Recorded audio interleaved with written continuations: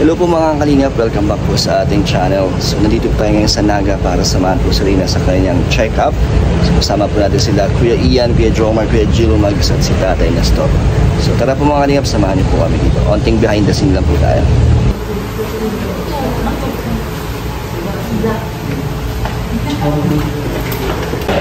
Ito po muna ang almusal namin mga kalingap bago magpa-check up si Reyna. Kasi alas 10 pa po dadating ang doktor. Kaya maaga kami pumunta dito para mauna kami. So pang-apat po sa pila si Reyna. Reyna! Hi! Ito na po. Po si Reyna.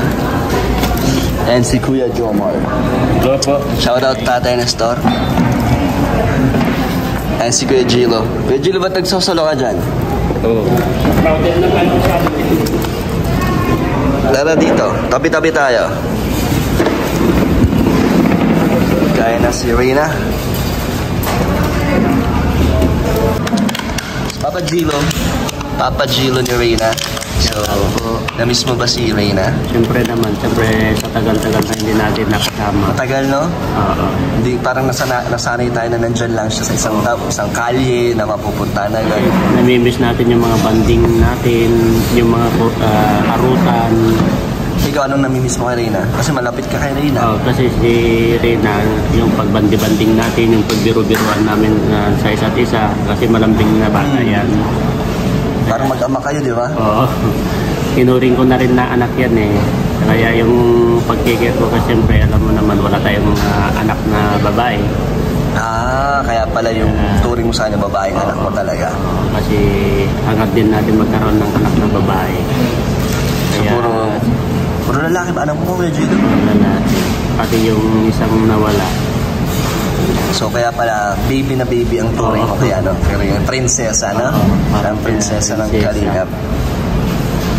So Kuya Gilo, masaya ka naman na ngayon ay ipapacheck up ulit si Reyna para malaman ko anong ng kalagayan niya. Oo. Masaya ako kasi sa situation niya ngayon, sabi nga ni Tatay Nestor na lagi-laging sinusumpong. Sana ito na ang way na naman na sana pag-isip ko sila na Ibalik na para mas maalagaan. Kasi iba talaga ang pagkalinga ng Kalingap kasi nakapokus talaga ang health ni Reyna. Yun ang gusto kasi ng mga supporters, sponsors, saka mga team Kalingap na talagang totally gagaling na po si Reyna. Kahit sino naman, yan naman po ang ating hangad kasi iniisip po natin yung future niya. Tama. Yung future niya po para makapag-aral po. So sana ay magkaroon tayo ng magandang resulta ngayon, no? Oo. Sige, Kuya Gilo, salamat. So Kuya Ian, so na-miss mo ba si Princess Reyna? Opo mga kalingap, nakakamiss po si Reyna kasi kumbaga si Reyna po ay parang bunsong kapatid po namin yan sa Kalingap. Yes, ng K-Boys. Bunso kung tawagin. Si Bunso. Princess nga, di ba? Oo. So, ano na-miss mo kay Reyna? Ang na-miss ko po kay Reyna yung yung pagiging niya, chill-chill niya, tapos matawa bigla. Natural niya. Natural po kasi napaka-inosente ng batang yan si Reyna. Yun yung nakakamiss sa kanya. Yung masaya lang siya. Pag nagbibiroan kayo, nakikijok-jok na siya. Nakikitawa na, nakikitawa na po, nakikiampas. Yun yung nakakamiss kay Reyna. Anong feeling bro na pinagkatiwala din sa atin yung Kalingap Rap na tayo yung sumasama pag ganito vlog? Sa akin, para sa akin, parang masarap sa feeling. Parang opportunity siya. Tapos syempre, masarap sa feeling na alam mo na may tiwala sa'yo yung syempre. Saka yung viewers at yung mga supporters ni Reyna. Nakikita natin, natutuwa sila na sinusupport natin sa Reyna. Ito po mga Kalingap. So totoo lang, lahat naman po kami sa K-Boys, malapit kami kay Reyna, syempre. Totoo pong alaga siya kahit sa likod ng camera. Kaya kung kahit kami lang po makita nyo, sila Kalingap Rap po, di po nakawala yung support nila kay Reyna. Tulad nga po nito mga Kalingap, pinapacheck up pa natin ngayon. Siyempre, ayun, salamat po. Salamat po sa walang sawang pag-support nyo.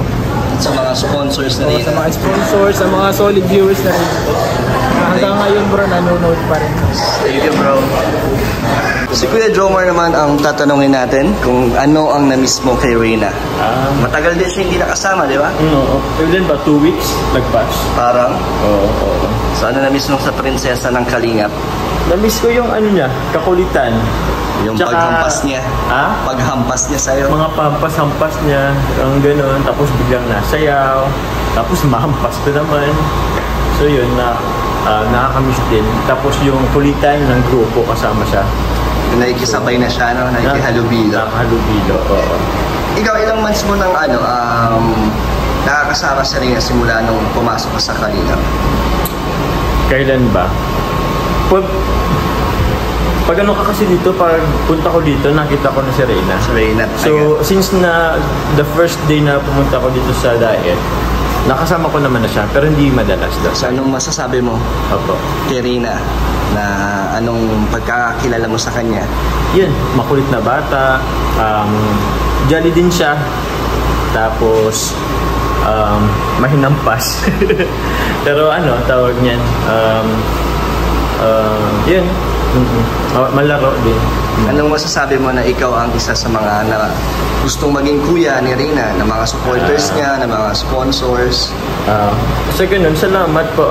Parang thank you po kasi kahit pa paano pinagkakatiwalaan ako. Isa po ako sa pinagkakatiwalaan na maging kuya-kuya. Although madami po, lahat naman po ng Kalingap na is kuya po ni Reyna. So nakasama po ako. Hindi lang po ako yung kuya ni Reyna. Lahat po kami. Lahat So, ng nakapaligid sa kanya. Lahat po nakapaligid sa kanya. Siya po kasi yung bunso ng Kalingap. Tama. So, on and off cam, nandyan tayo para alagaan si Reyna. Opo, hindi lang po ako. Andyan po si Kuya Dan, si Ian, si Kalingap Rab lalo na po.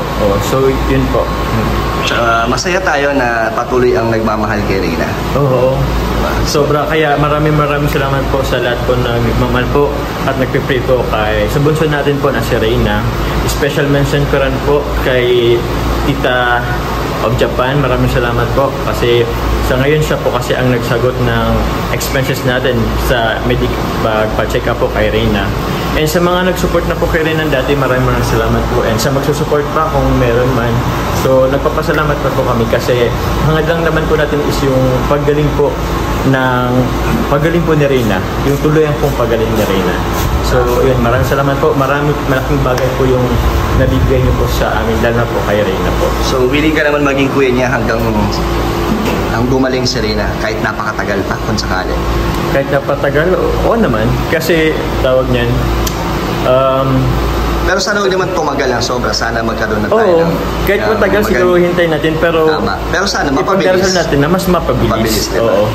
Pero, so, hangad ko po na kasi sa tingin ko kasi pag mas marami ang nagdarasal na gumaling siya, Tama. para mas pakikinggan po tayo. So, hopefully, gumaling na po siya. Ipagdasal po natin yung tuloy niya po pagaling. yun. Salamat, Kuya Jomar. Welcome po. So, natagpuan po namin si Mel dito sa Naga. Hindi, kasama po talaga namin siya. Kasi sumabay po siya sa amin panaga dahil may inaasikaso si Mel sa kanyang Master of Degree. Bakit? Masteral po si Teacher Mel. So, na-success na po ang kanyang lakad. And masaya din po tayo sa resulta po ni Reyna dahil maayos naman at maganda po ang feedback ng doktor. May improvement naman daw po kahit na hindi pa po talagang totally magaling. So, Han, tinanong mo kasi sila Jomar kung ano yung na-miss nila kay Reyna. Ikaw di ba nakasama mo si Reyna nung nag-swimming tayo? Anong nagustuhan mo kay Reyna? Ano siya, sweet? Sweet, no? Alis lahat ng mga nakakasama na Reyna, sinasabing sweet siya. So, ikaw napansin mo na sweet din. Oo. Mabayas din? Ikaw, sweet ka ba? Sabi ka mga sweet ka. Hindi yun. So, lunch na po kami dito mga kalingap. Ito kasi ito. 4-3 to 4 na po sir. Ito kasi. Ito daw gusto na Reyna. Chicken daw po itong sisig. Okay sir. Chicken daw po. Yung sisig sir. Siya po tayo. Ano mas? Isang crispy, isang original. Okay sir. Ito po si Sir Ian, ang ating manager. Manager po natin ngayon si Ian. Pero ba chicken daw siya? Hindi. Nakakalimutan ko Chicken daw to. Ay, Reyna. Si Kuya. Reyna, yung tignan mo si Ate Mel. Man-chicken daw to. Ang pangalan ko rin na. Si Ate Mel, kapatid siya ni Ate Jack. Lumot na Nag-swimming nga kayo. Nag-swimming kayo na Mel, oh. Ganda? Reyna, maganda? Ganda? Maganda si Ate Mel. Ba't ayaw mong sumagot? Ba't nahihirapan kang sumagot? Ayaw sumagot. Ayaw sumagot ni Reyna kung maganda.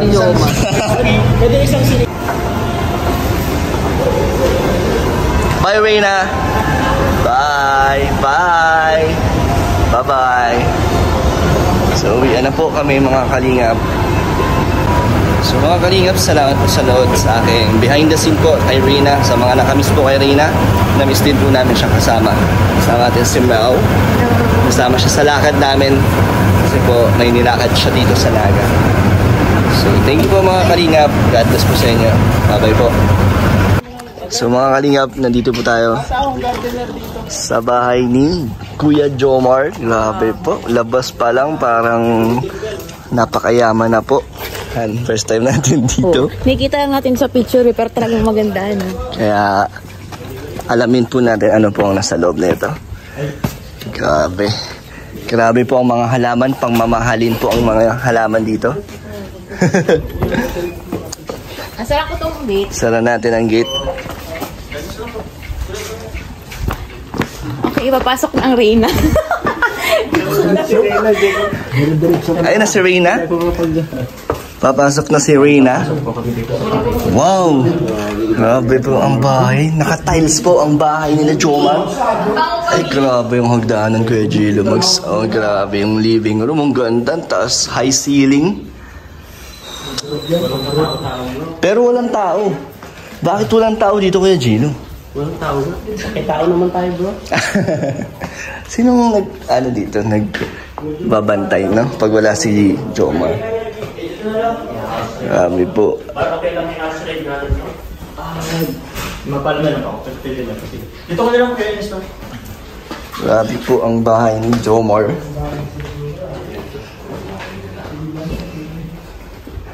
So, explore natin po dito. Ang luwang, no? So, alis na po kami dito mga kalingap na CR lang po talaga dito si Ian. Masalamat kayo sa akin, bro. Ay, thank you. Nakapunta kami dahil sa'yo. Salamat po sa masakit kong tiyan. Mapunta po sila dito. So, thank you po ulit mga kalingap. God bless po sa inyo.